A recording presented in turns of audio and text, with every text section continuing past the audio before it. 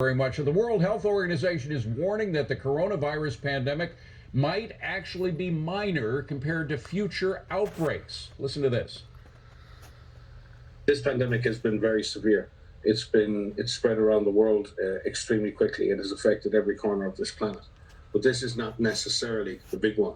If there's one thing we need to take from this pandemic with all of the tragedy and loss, is that we need to get our act together. We need to get ready for something that may even be more severe in future.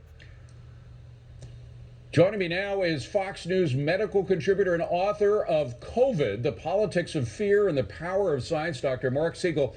I got to tell you, doctor, after all their misinformation about the coronavirus and China's involvement, should we really be taking the WHO seriously? Actually, no, David, and it's even a larger issue than that. As I write in this book, I traced the WHO all the way back since 9/11 in the book, and I have to tell you that back in 2005, Dr. Nabarro of WHO said that bird flu was going to kill potentially 100 million people. So they're saber rattlers in the past. But then you move forward to COVID, and they didn't warn anybody. So that was very suspicious at the time when they said on January 24th that it was only a regional problem only. And in early February, they said, keep traveling. It's fine to keep traveling from China to Europe. All of that stuff. And now they're suddenly coming out and saying, well, it can get even worse than this. The inconsistency of them, they didn't warn us. It was spreading through communities at the time when they said it was a regional problem. It was already spreading around the world. Siegel, a very damaged credibility. I'm an old-style journalist. As you know, I like to follow the money. I think what they're doing is trying to increase their bank accounts.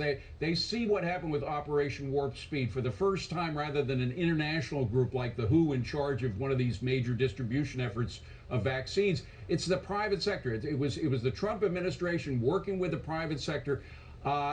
Besides their jealousy, I think they just want more of that cash to fund their own bank accounts. What do you think?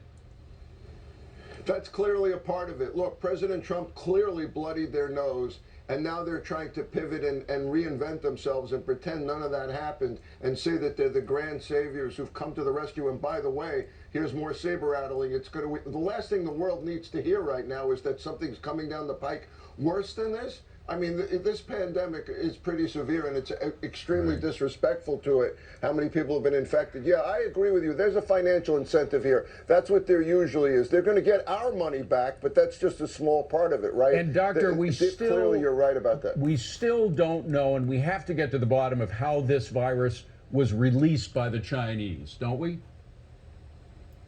Well, I think that wherever this virus originated, whether it was in a wet market or otherwise, one thing's for certain, and this has not received enough attention, which is that China was very careful to decrease and shut down domestic travel while still having international travel out of Wuhan. That is an absolute international disgrace. Yeah. And we've brought that up, and clearly the Trump administration has brought that up. That has not received the attention it deserved. How come China did that? What was their motivation? Clearly no international responsibility. Well, there was an effort.